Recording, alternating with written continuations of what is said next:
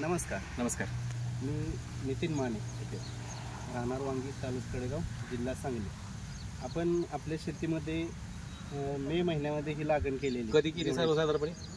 तरी मला वाटतं की 20 मेला केलेली. बरं, ओके. 20 मेला लागण केल्यानंतर एक 15 दिवसानं म्हणजे 2 जूनला आपण तणनाशकची फवारणी केली आदामा कंपनीची, अपटर्न म्हणून.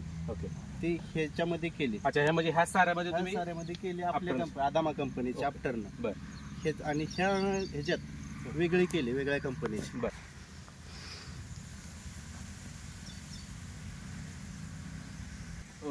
तर दादा कुठल्या तुम्ही ह्या साऱ्याला मारलं होतं का?